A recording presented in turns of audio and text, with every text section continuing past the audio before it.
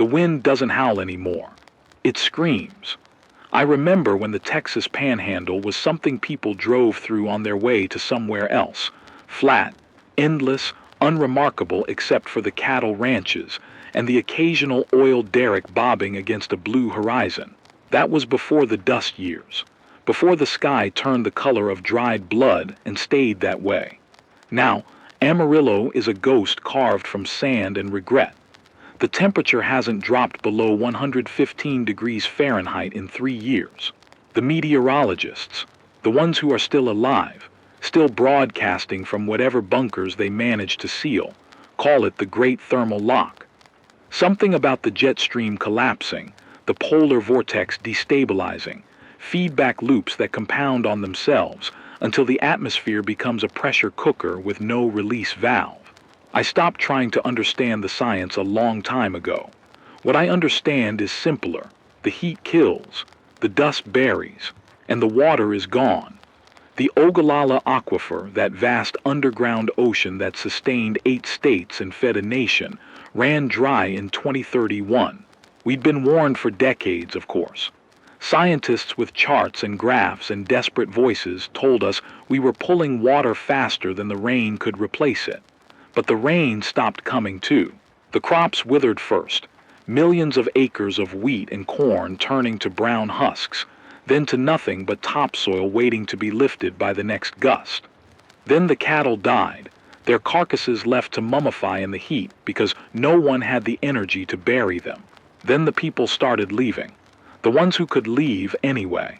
Interstate 40 became a river of refugees heading east, hoping that the humidity of the Gulf states might offer salvation. They were wrong. The Gulf is boiling now, literally boiling in the shallows where the water temperature exceeds 100 degrees Fahrenheit. Hurricanes form there that defy the old categories. They've started calling them hypercanes. Category 6, 7, 8 on a scale that was never meant to go that high. Houston drowned 3 years ago and never resurfaced. New Orleans is a memory told in the accents of scattered survivors who made it to higher ground. Those who went west fared no better. California is burning. It never stopped burning.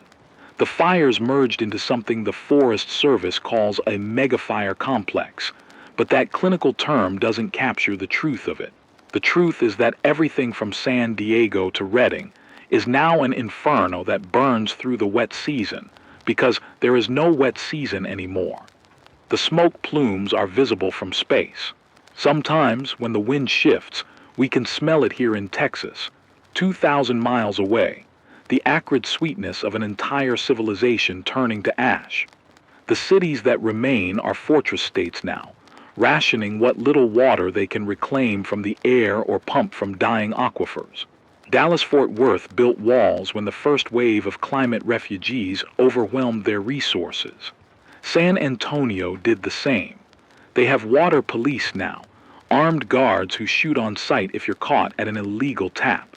The penalty for water theft is death, not because the authorities are cruel, but because every gallon stolen is a gallon that someone else won't have tomorrow. Out here in the Panhandle, there's no wall. There's no one left to wall out. The towns emptied slowly at first, then all at once. Lubbock, Midland, Odessa, they're all dust now, their buildings slowly being swallowed by dunes that grow taller with each passing storm. The dust bowl of the 1930s was a gentle prelude, a whisper before the scream. This is what happens when you strip the land of every root, every blade of grass, every drop of moisture that once held the soil in place. The earth fights back the only way it knows how. It buries you. I watch it happen from my broadcast station on the outskirts of what used to be Amarillo. The old radio tower still stands, a rusted skeleton of metal lattice rising from the dust like a monument to a world that forgot how to listen. I've reinforced the base with sandbags and scrap metal, though I know it won't survive a direct hit from one of the haboobs. Those walls of dust, 3,000 feet high, moving at 60 miles an hour. They're not storms so much as erasures.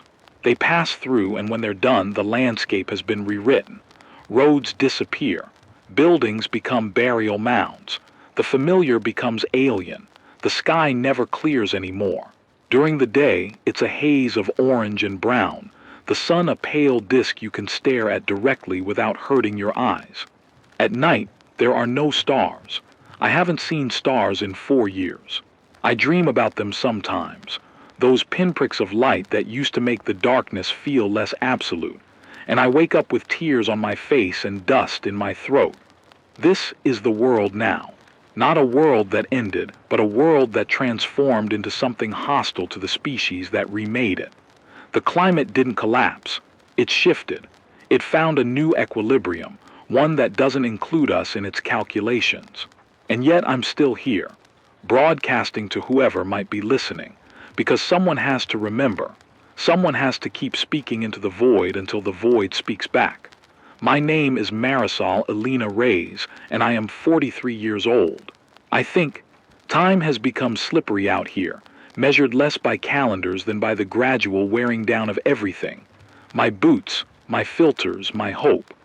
I was born in El Paso to a mother who worked 2 jobs and a father who fixed cars until the drought took the customers and the heat took him. I was supposed to be an engineer. I got my degree from Texas Tech in 2011, back when Lubbock was still a place where people lived and laughed and complained about the football team. I was going to design water reclamation systems. I was going to save the world. The irony isn't lost on me. When the aquifer started failing, I got a job with the USDA working on soil conservation. We were going to prevent the next Dust Bowl, we said. We had technology data, models that told us exactly how bad things could get. What we didn't have was time. What we didn't have was political will. What we didn't have was any understanding of how quickly could get becomes already is. By 2028, I was living in Amarillo, working for a small nonprofit that distributed emergency water supplies to ranching communities. By 2030, the nonprofit ran out of money, and I ran out of places to go. My mother had died the year before. Heat stroke, they said, but really it was exhaustion, the accumulated weight of a lifetime spent fighting for a foothold in a country that didn't want to see her. I had no siblings, no husband, no children, just a rented apartment in a dying city and a shortwave radio I'd bought at a garage sale because I liked listening to voices from far away. That radio saved my life. When the evacuation order came for Amarillo in 2032, I should have left with everyone else. There were buses lined up on I-27, military convoys promising relocation to shelters in Oklahoma and Arkansas. But I'd seen the reports, the footage of overcrowded camps, the outbreaks of cholera and dysentery, the violence that erupts when too many desperate people are crammed into too small a space. And I knew something else. I knew how to survive out here. I'd spent 3 years learning the rhythms of the dust, the patterns of the wind, the hidden places where water sometimes pooled after the rare storms that still came through. I knew this land in my bones, so I stayed. For the first year, I thought I'd made a terrible mistake. The loneliness was a physical weight, pressing down on my chest until I couldn't breathe. I would go days without speaking, then suddenly find myself talking to the walls, to the dust, to the ghosts of everyone who'd left. I considered ending it more than once. There's a certain appeal to surrender when you're the only living thing for 50 miles, and the horizon offers nothing but more of the same. But the radio kept me sane. I discovered that there were others out there, scattered survivors, small communities, wanderers like me, who had found ways to communicate across the wasteland. Some of them were scientists, still collecting data, still hoping that knowledge might be the seed of recovery. Some were storytellers, preserving the memories of what we'd lost. Some were just lonely, needing to hear another voice to remind them they were still human. I became all three. I scavenged a broadcast transmitter from the ruins of KVII-TV's old station. I learned how to repair it from YouTube videos I downloaded before the internet became unreliable, before the satellites started failing and the servers went dark. I rigged a solar array and a wind turbine from parts I found in abandoned garages and warehouses, and I started broadcasting. At first, it was just weather reports, Dust storm warnings, temperature readings, advice on surviving the heat. I figured someone might find it useful, but as the months passed, my broadcasts became something else. I started telling stories about the land as it used to be, about the people I'd known, about the small miracles of survival I witnessed. A cactus blooming after a storm, a family of jackrabbits that had somehow adapted to the new conditions, a traveler who passed through with news from the outside world. I found my purpose in the telling. My call sign is Dust Mother. I don't remember who gave me the name. It might have been one of the traveling groups, or maybe I made it up myself during a fever dream after a bad batch of water. But it stuck. Now, when people talk about the voice that comes out of the Texas Panhandle, the one that tells you where the water holes are, and warns you about the radiation zones and reads poetry into the static, they call her Dust Mother. They don't know my real name. They don't know that I cry sometimes in the middle of broadcasts and have to stop until I can steady my voice. They don't know that I keep a photograph of my mother in my breast pocket and touch it for luck before every transmission. They just know that someone is still out here, still speaking, still believing that the words matter. I survive on rainwater I collect in cisterns, on canned food I've scavenged from houses where the former residents left too quickly to take everything, on the occasional gift from travelers who pass through and leave supplies in exchange for information. I grow what I can in a small underground garden, potatoes, mostly, and beans, crops that don't need much light and can tolerate the alkaline soil I've managed to cultivate. I have a generator for emergencies, though I ration the fuel so carefully that I can't remember the last time I turned it on. My body is failing slowly, the way all bodies fail out here. My lungs have that persistent rattling from years of breathing dust. My skin is leather.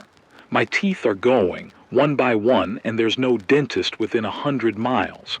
I'm probably dying. Everyone's probably dying. But I've made peace with that. What matters isn't how long I last. What matters is what I leave behind. So I keep broadcasting. Every morning at dawn and every evening at dusk, when the wind usually dies down enough for the signal to carry. I tell them the weather. I tell them stories. I tell them that hope is a verb, not a feeling. It's something you do, not something you wait for. And sometimes, late at night when I can't sleep and the stars I can't see feel impossibly far away, I tell them about the woman I used to be, the engineer who was going to save the world, the daughter who buried her mother in soil so dry it wouldn't accept flowers, the survivor who chose to stay when everyone else chose to leave. I tell them because someone has to remember. And if that someone is me, broadcasting into a darkness that may never answer, then so be it. This is Dust Mother, signing on from the edge of nowhere. Let me tell you about the day everything changed.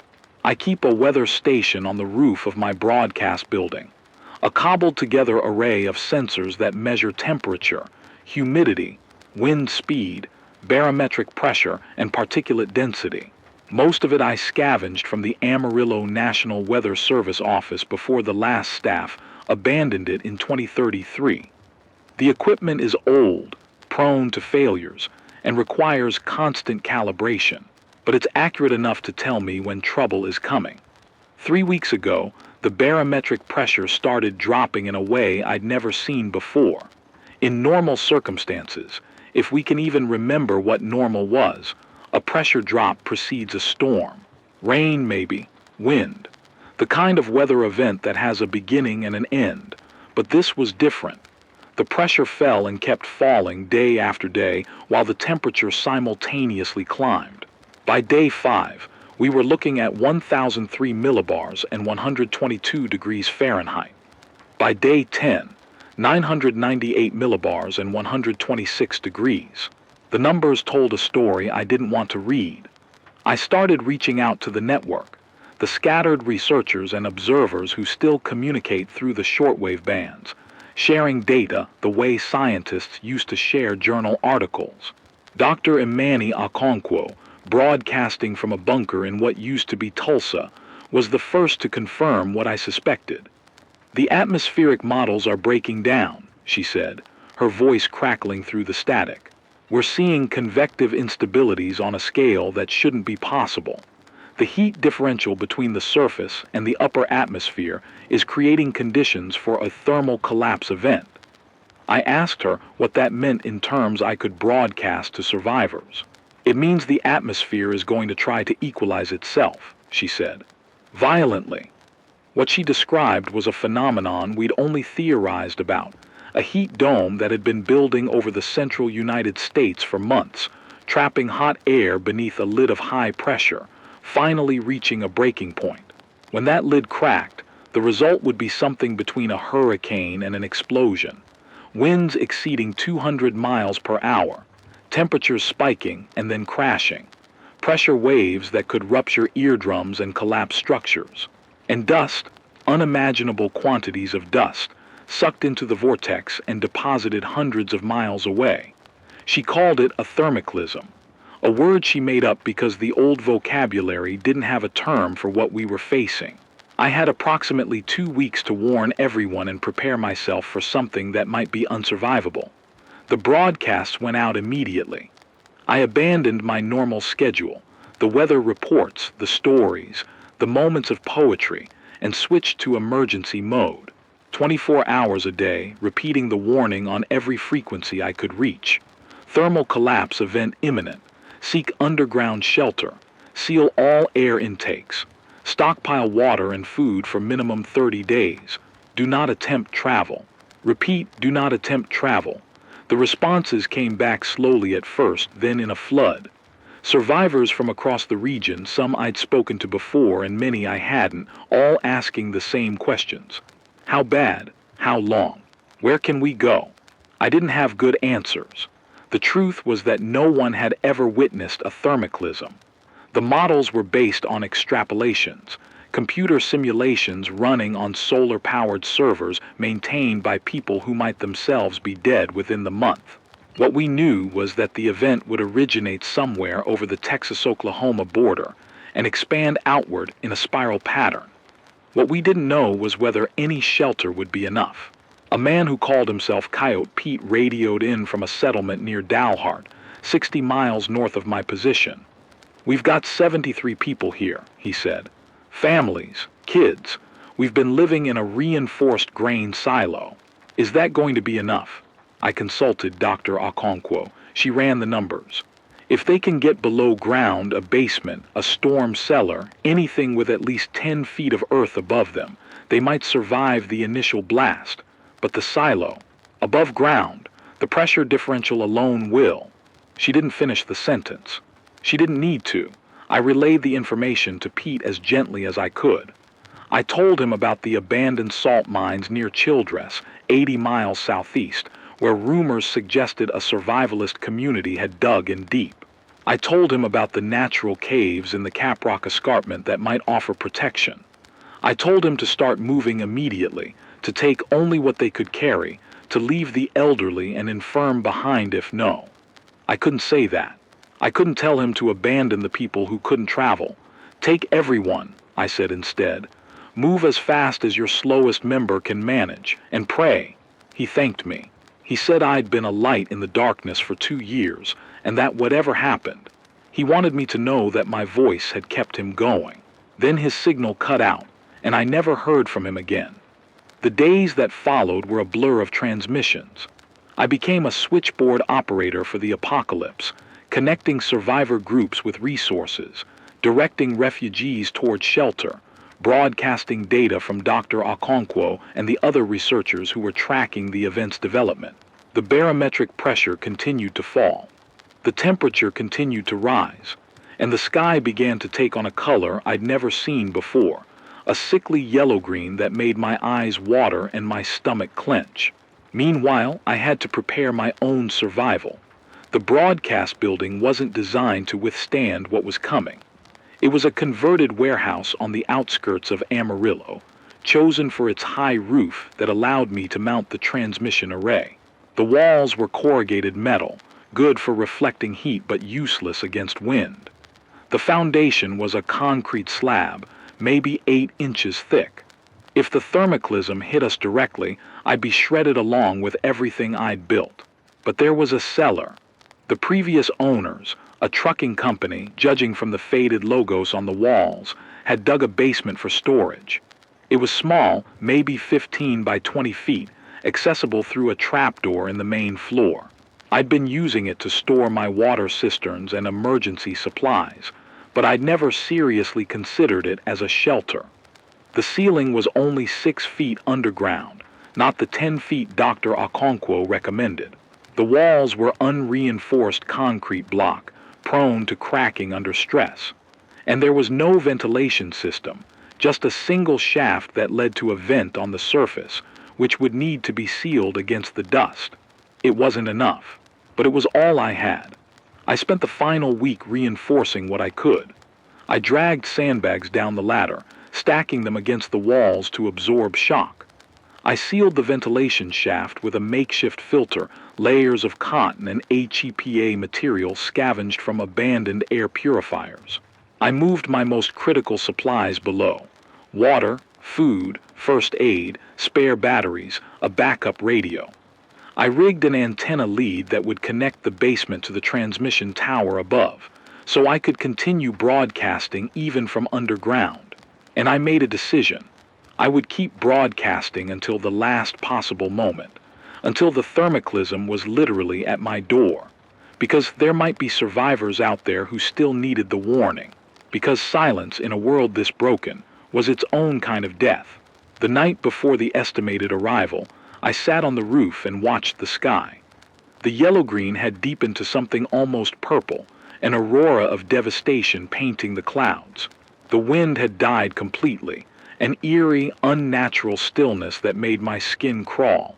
Even the dust, which usually drifted constantly, had settled. The land was holding its breath. I thought about my mother, about the woman who'd worked herself to death so I could have a chance at something better. I wondered what she'd think of me now, sitting on the roof of a warehouse in an abandoned city, waiting for a storm that might erase me from existence. Would she be proud that I'd stayed? Would she be angry that I hadn't fought harder to reach safety? I think she'd understand. She was a woman who knew that sometimes you don't get to choose between good options. Sometimes you just choose to stand where you're standing and face whatever comes. At 3:47 a.m., my sensors registered a sudden spike in atmospheric pressure, the leading edge of the event, compressing the air before it like a tsunami compresses water. I had maybe 30 minutes. I climbed down from the roof and made my final broadcast. This is Dust Mother broadcasting from Amarillo, Texas. What remains of it? My voice was steady, but my hands were shaking as I gripped the microphone. The emergency lights cast everything in a red glow. I'd switched to battery power an hour ago to conserve the solar array for whatever came after. The event is here. I repeat, the thermoclism is here. If you're receiving this and you're not already underground, find shelter immediately. This is not a drill. This is not a warning for tomorrow. This is happening now. Through the thin walls of the warehouse, I could hear it beginning. Not the wind, not yet, but the pressure. A kind of bass hum that I felt in my chest more than my ears. The air was thickening, becoming harder to breathe, as if the atmosphere itself was constricting around us. I'm going to stay on the air as long as I can. For those of you who have been listening, who have been part of this network, who have kept me company through the long nights, thank you. Whatever happens next, remember that we faced it together. Remember that we didn't go quietly. I prepared a final message, written out on a piece of paper so I wouldn't forget anything important. Information about the water cache I'd buried 2 miles east of my position, in case survivors needed supplies after the event passed. Coordinates for the shelter communities I knew about, the ones that might have survived if they'd heeded the warnings. A final plea for whoever was left to keep talking to each other, to keep the network alive, to not let the silence win. But as I looked at the paper, the words seemed inadequate. How do you say goodbye to a world? The pressure was building faster now. I could see the walls of the warehouse beginning to flex, the corrugated metal bowing inward with each pulse. My ears popped painfully.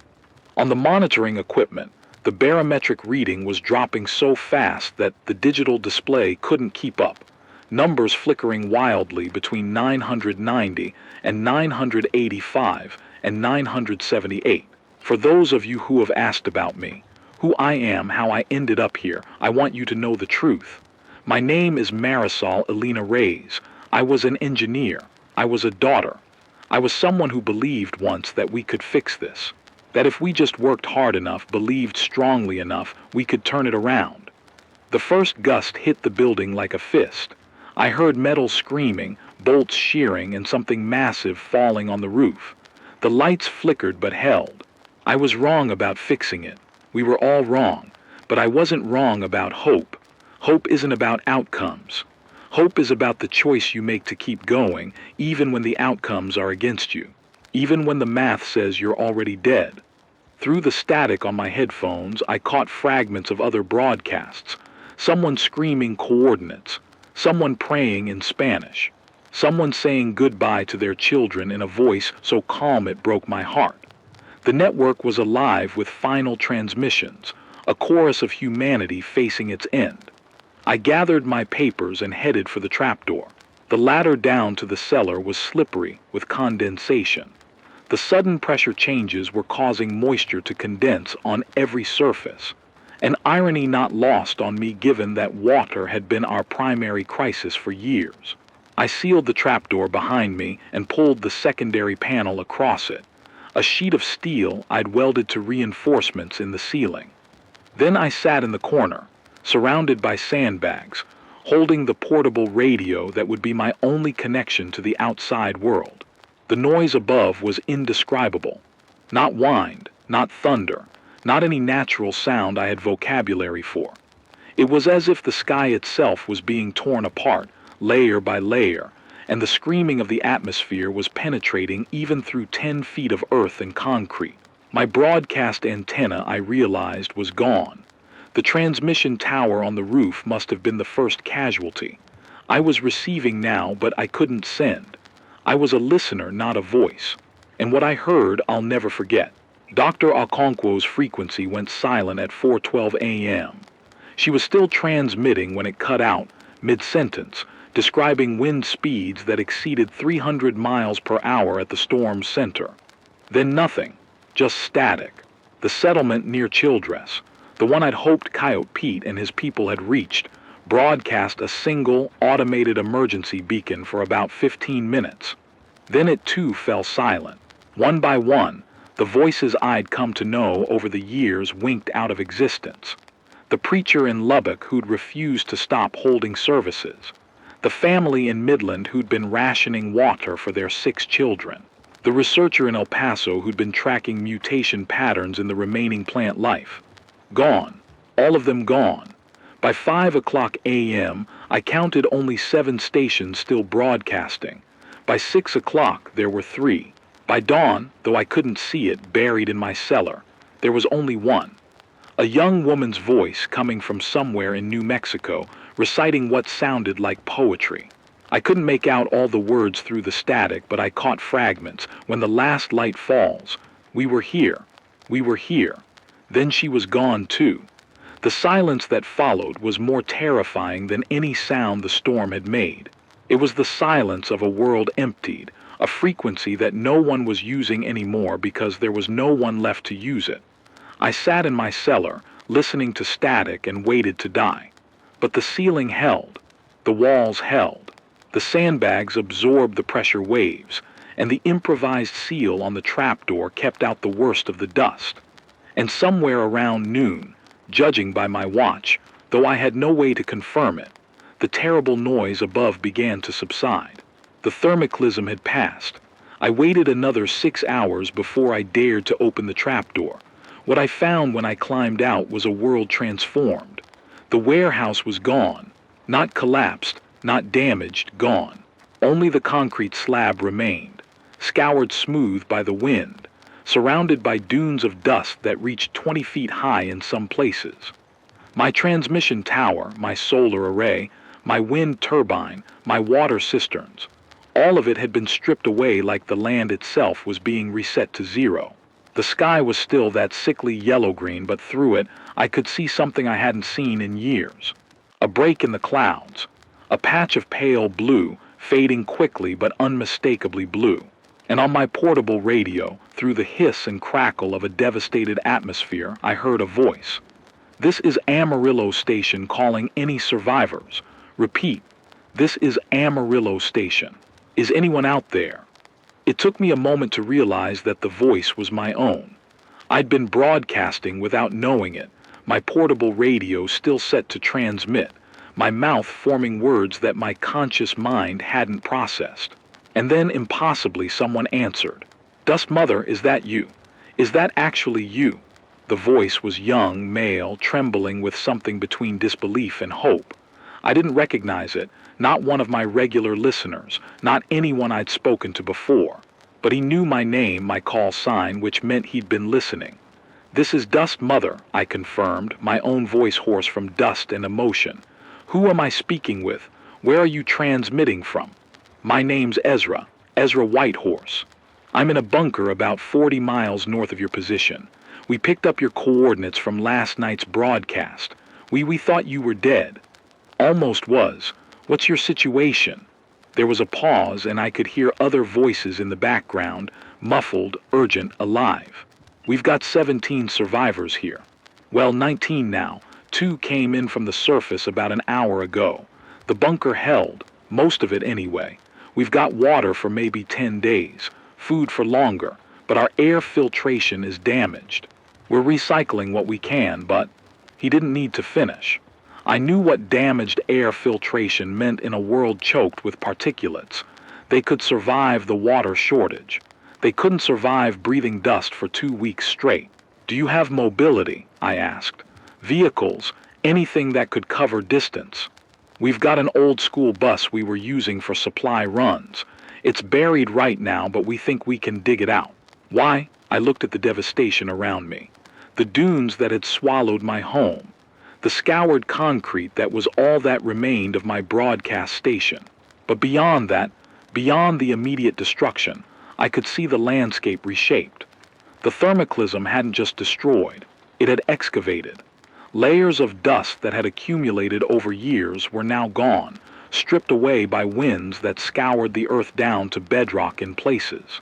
And in the distance, maybe 3 miles to the east, I could see something that made my heart stop. A glint of light. Water. An actual visible surface of water, exposed where the storm had carved away the dust that had buried it. "Ezra, I need you to listen carefully. There's an old reservoir about 8 miles from your position, the Palo Duro Creek watershed. It was covered over years ago, buried under the dunes. But if the storm cleared the same ground here that I think it did..." "You're saying there might be water, actual water." "I'm saying it's possible. The storm excavated. It stripped away layers that have been building up for years. If the old water sources weren't completely depleted, if there was just enough trapped beneath the sediment, they might be exposed now." The background voices grew louder. I could hear excitement, fear, disbelief all mixed together in a cacophony of desperate hope. "We can get there," Ezra said. "If we dig out the bus, if the roads are still, the roads are gone. Everything's gone. But you've got the coordinates I broadcast last night. Head due south until you hit what used to be Route 136, then follow the terrain west toward the caprock. Look for exposed bedrock, the kind of surface that water would pool on. And Ezra, yeah, bring empty containers, all of them, and weapons. There's no telling who else survived or how desperate they'll be."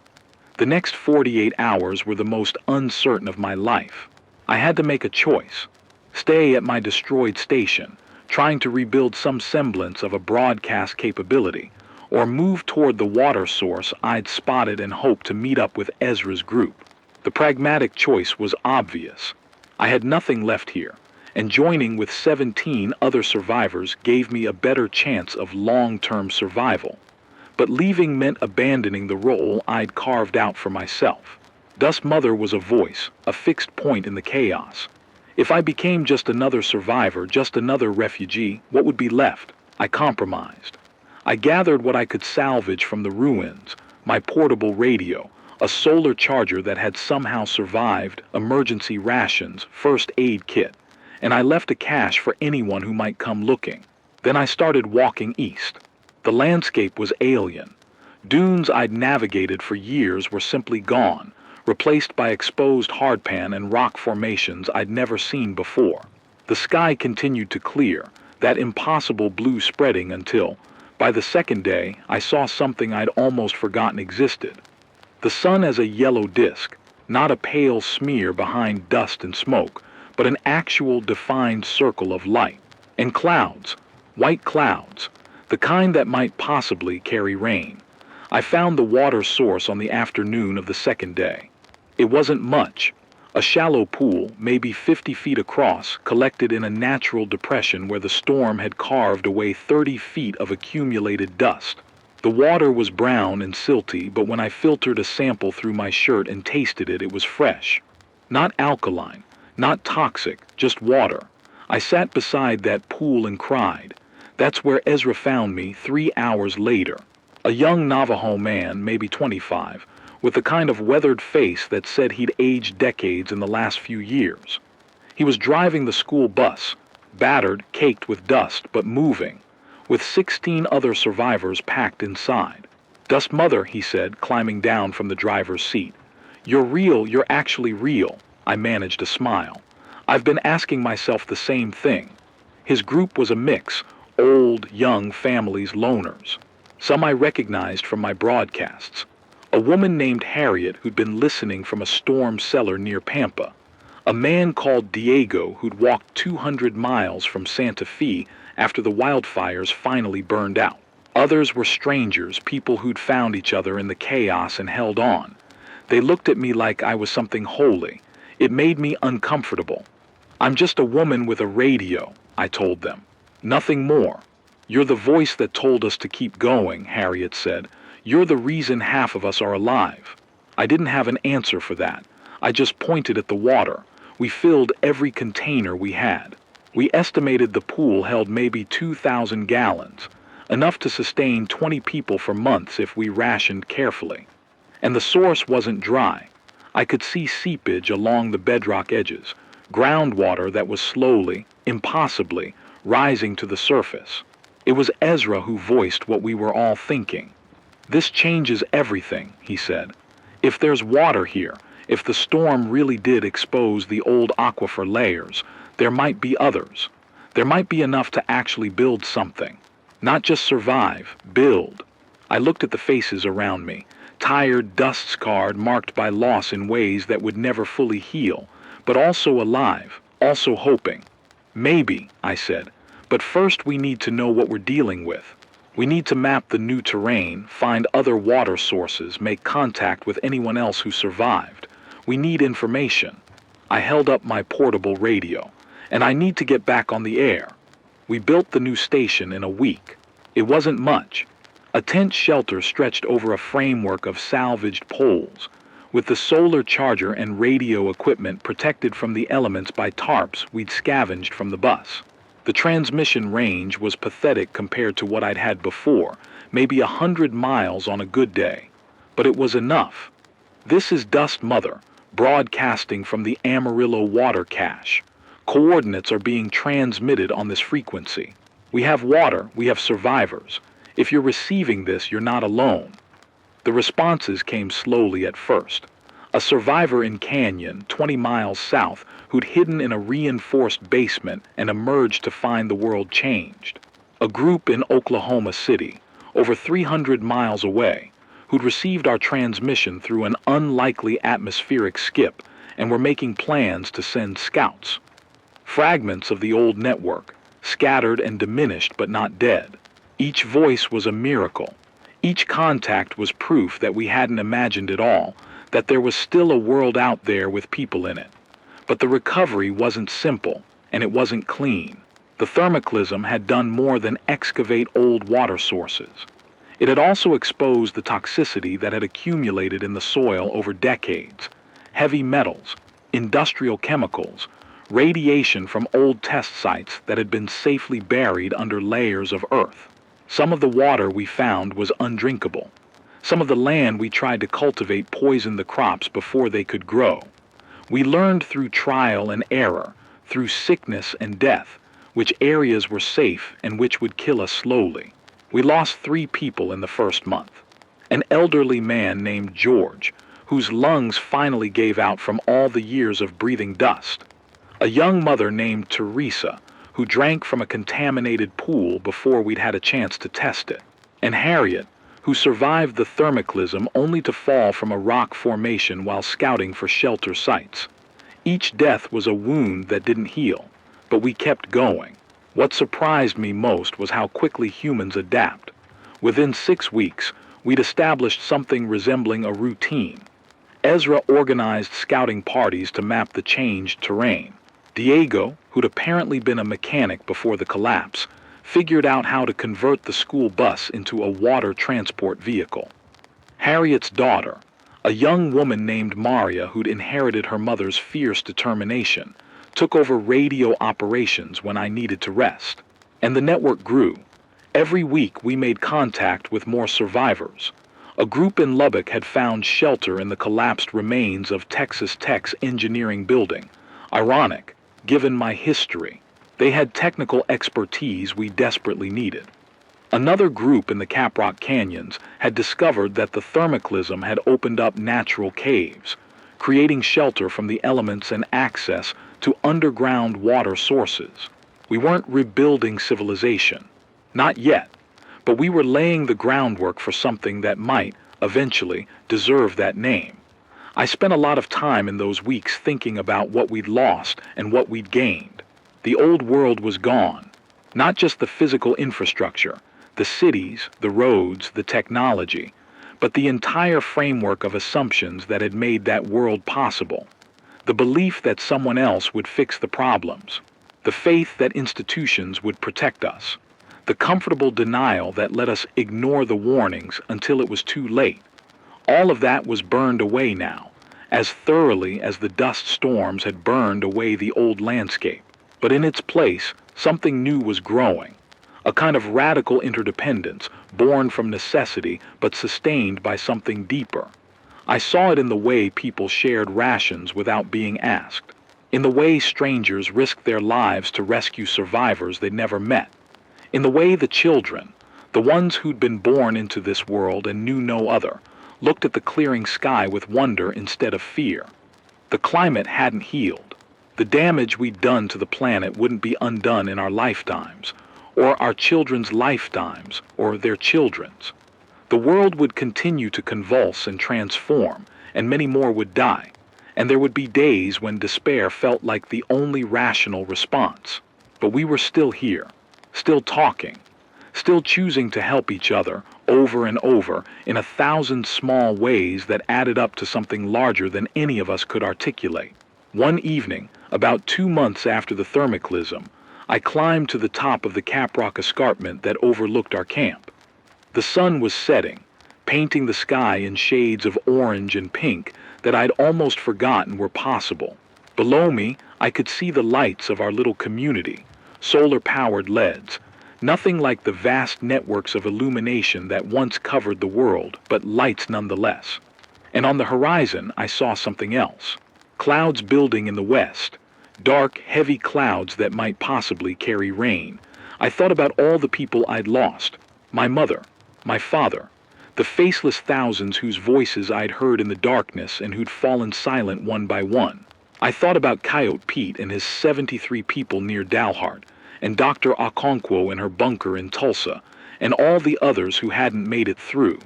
They were gone, and there was nothing I could do for them now except remember. But there were 19 people in my camp who were still alive, because we'd found water and shelter and each other. There were hundreds more scattered across the region who'd survived the thermoclism, because they'd heard my warnings and taken shelter. There were children who might someday grow up in a world that was learning to live within its means. That had to be enough. That had to matter. I sat on that rock and watched the clouds gather, and I let myself feel something I hadn't felt in years. Not hope exactly. Hope was too simple a word for the complicated mix of grief and determination and stubborn refusal to quit that filled my chest. Maybe purpose was closer. The sense that even if the world was broken, there was still work to do, still voices to be raised, still connections to be made. The rain came that night. Not much, maybe half an inch, but enough to fill our cisterns and soak into the parched earth and remind us that the sky could still give as well as take. I sat in my tent, listening to it fall, and I cried. Not from grief this time, from something else, from the fierce, irrational insistence that life goes on. This morning, I broadcast for the 847th consecutive day since the thermoclism. The routine is familiar now. Check the equipment, review the data from our weather stations, compile reports from the other communities we're in contact with. We've grown, slowly but steadily. The Amarillo water cache is now home to 53 permanent residents, with another 100 or so in satellite communities within a day's travel. We have gardens, real gardens, growing vegetables in soil we've painstakingly detoxified and enriched. We have schools of a sort, where children learn to read from salvaged books and to survive from the hard-won experience of their elders. We have problems too. The water isn't infinite. The aquifer we've been drawing from is recovering, but slowly, and we still have to ration carefully. There are tensions between communities, disagreements about resources and territory that sometimes flare into violence. The climate continues to throw surprises at us.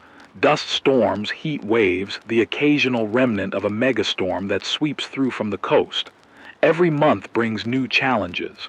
But we're here. We're adapting. And sometimes on clear nights when the dust settles and the sky goes dark, we can see stars. I still broadcast twice a day, dawn and dusk, though the content has changed. Less emergency warnings now, more information sharing.